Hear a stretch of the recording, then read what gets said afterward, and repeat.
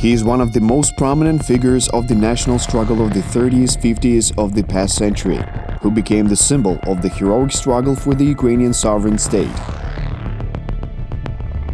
However, it is quite difficult to find out the truth about General Roman Shukhevych, the legendary commander of the Ukrainian Insurgent Army. According to historians, that is due to the fact that many of these myths were premeditatedly based on Soviet propaganda.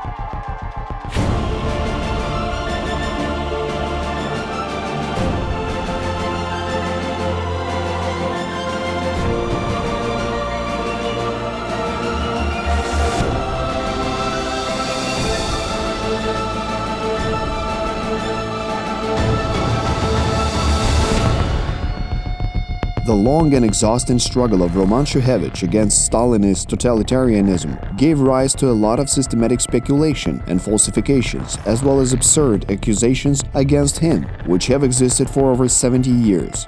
Despite the fact that Ukraine was independent, the special services archives that could have told the truth about the Ukrainian Insurgent Army were not accessible for many years.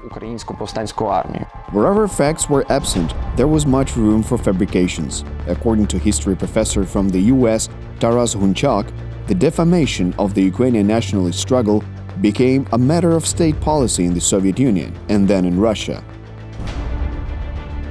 After Roman Shukhevych was posthumously awarded the title of Hero of Ukraine in 2007, all Russian patriotic publications and websites were brimming with slander against the Ukrainian political and military activists. Old myths about the fact that Roman Shukhevych was awarded the Iron Cross by Adolf Hitler personally, and that documents existed that could provide his participation in the Holocaust, resurfaced. It was only recently, thanks to declassified KGB archives, that the true facts of the life of the commander-in-chief of the Ukrainian Insurgent Army were made public.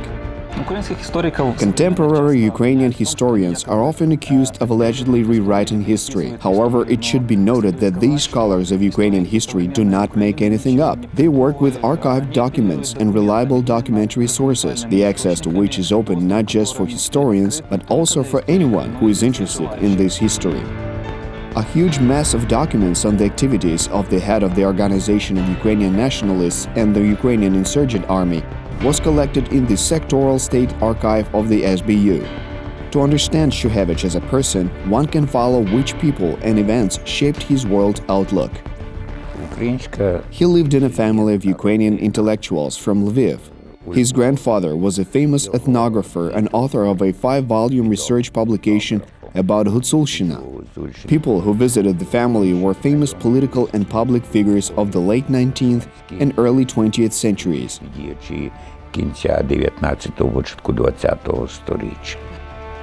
The Ukrainian nationalist revolution of 1917 to 1921 had a tremendous impact on Roman Shukhevych. He was upset that others were going to the front while he could not fight. The future founder and leader of the Organization of Ukrainian Nationalists, Yevhen Konovalets, spent some time living in the house of his relatives. It was impossible for the inquisitive teenager to not hear the adult conversations. By the way, Roman received an engineering degree at the Lviv Polytechnic University to develop his knowledge and skills. He graduated from the Lysenko Music Institute, which was a conservatory. He played really well. His teacher once said, "Roman, give up sports. Your fingers are for playing a musical instrument." However, it was not music that became his vocation. It was the revolutionary struggle against anti-Ukrainian politics. In 1930, Roman Shukhevych became a member of the Organization of Ukrainian Nationalists. In June 1934, Polish police carried out mass arrests after the assassination of Minister Bronislaw Pieratsky. Roman Shukhevych spent half a year in a concentration camp and 2 years in prison for his association with the OUN. In the autumn of 1938, when an independent state formation, Carpatho-Ukraine, emerged in Transcarpathia, Roman Shukhevych and his comrades illegally crossed the Polish-Czechoslovakian border and reached the city of Hust. There he began organizing the Carpathian Sich, the national defense of Carpatho-Ukraine.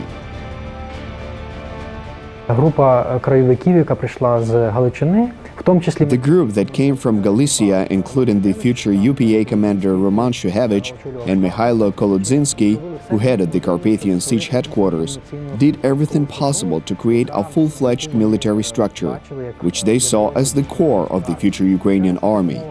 Naturally, it was difficult in those conditions, but young Ukrainian nationalists who were obsessed with dreams of gaining independence took every opportunity to create structures that would later have a good chance of reviving Ukrainian statehood. Шанс відродити українську державність. On June 30, 1941, in Lviv, Roman Shukhevych and his soldiers took part in the proclamation of the Act of Restoration of the Ukrainian state. Це була певна провокація щодо німців. Як вони... In a way, it was a provocation against the Germans to see how they were going to treat Ukraine and other oppressed peoples of the Soviet Union. We saw their reaction and learned about their real intentions. For the Wehrmacht command, the proclamation of the Act of Restoration of the Ukrainian state became an occasion to get even with the organization of Ukrainian nationalists. Arrests began among the OUN ranks. Hundreds of activists were executed. While we lost physically at the time, we gained a moral victory. I doubt that August 24, 1991 would have happened without June 30, 1941. When the OUN proclaimed the restoration of Ukrainian statehood. In September 1941, the OUN leadership approved the decision to create an anti-German underground. Its main task was the dissemination of propaganda that called on the people to fight against totalitarian regimes. It was planned that a national revolt could be started in the occupied Ukrainian territories at the time of mutual weakening of Germany and the Soviet Union. The purpose of the organization of the Bandera Ukrainian nationalists in 1942 to 1943 was launching a large-scale armed struggle against the enemy. And while up until that time, the OUN based its actions on the theory of a national uprising, at that point, they realized that a nationwide uprising would be impossible without preparing for it in the form of a partisan war, which would become an overture to the overall national uprising.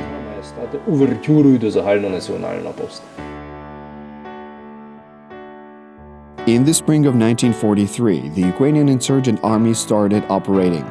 Roman Shukhevych was its commander-in-chief from the first days of its foundation until 1950. The UPA leadership created a clear system of diplomatic missions abroad, as well as an underground administrative apparatus. Moreover, they developed a system of banknotes, their own Red Cross, mail signs, ranks, and military awards. They also started publishing newspapers and even had a revolutionary underground parliament working in fighting conditions. It was called the Ukrainian Supreme Liberation Council. As a commander-in-chief of the UPA, Roman Shukhevych was elected chairman of its general secretariat. He was a key figure in the Ukrainian national liberation movement, which concerned both the German and Soviet powers.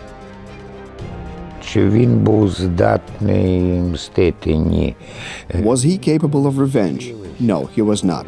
When I told him what happened to the family, he said, "Yuri, we're not fighting for revenge, but to avoid the emergence of regimes like this." As to the myth that Roman Shukhevych was awarded the Iron Cross, no documentary evidence or information proving this fact has been found to this day. That didn't happen. It is reflected neither in documents nor anywhere else. Shukhevych did not meet Hitler. There were no grounds for his reward. Instead, there was a reason for his arrest in January 1943, when he managed to outsmart and escape the Third Reich Security Service. According to experts of the Ukrainian Institute of National Remembrance, researchers have long had lists of all persons awarded the German Iron Cross. UPA Commander-in-Chief Roman Shukhevych is not among them. Another myth relates to supposedly existing documents that prove the participation of Roman Shukhevych in the Holocaust. Upon the request of the Ukrainian Government Committee to the Israeli Holocaust Memorial, Yad Vashem, director of the Archive Department, Chaim Hartner, said, that there was no dossier of Roman Shukhevych. There's another fact that contradicts the myth on the involvement of the UPA commander-in-chief in the Holocaust, a story that has a name and surname. There's information in the archives that from September 1942 to February 1943, Shukhevych's wife Natalia Berezynska hid a Jewish girl named Irina Reichenberg from Nazi persecution, and that Roman Shukhevych made Ukrainian papers under the name Irina Ryshko for her. After the war, Irina Reichenberg lived in Kiev and passed away at the age of 72. When the war ended, Soviet authorities tried to negotiate with Shukhevych about the cessation of resistance, but the insurgents demanded too much. З підпіллям двічі починали переговори. Negotiations with the underground were initiated twice. They started negotiating in 1946 to 1947. They reached out to Shukhevych. The Soviet side demanded unconditional surrender. They said they would let everyone live if the insurgents laid down their arms and gave themselves in. The latter replied that they were ready to put arms down on one condition: the Ukrainian SSR would declare independence, hold free multi-party elections, and get permission to run for the Verkhovna Rada of the Ukrainian SSR. Accordingly, their organization would form its own lists with the Soviet Party and run for parliamentary elections. Naturally, that was impossible, and at that point, the negotiations ended. Historians and experts hoped to learn more about the life and activities of the commander-in-chief of the UPA.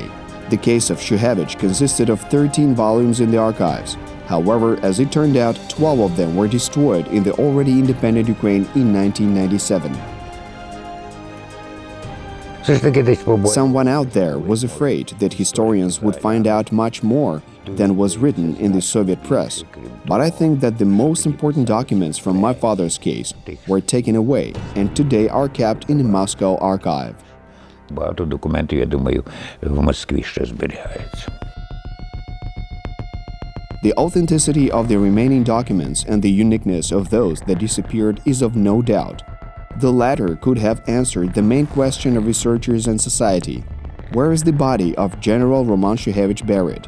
There are several theories on how the commander-in-chief of the UPA died. According to one of them, Shukhevych was shot dead by automatic rifle fire during his capture. But there is also the story of his son. Для мене це For me, this is not some legend or some reenactment of events. This is not fiction, rather the words of an eyewitness that saw everything. In several hours, I was brought there to identify the body of my father. I saw blood spatters on his shirt. It is beyond doubt that he shot himself in the temple. I saw the bullet hole and the singed hair on his temple. According to available documents, the disposal of the body of the UPA commander became a secret operation.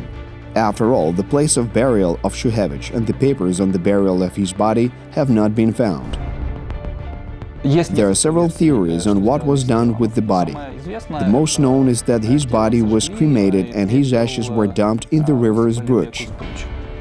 Some scientists consider this theory quite plausible, explaining this with the fact that they found similar evidence in cases of other leaders of the OUN UPA.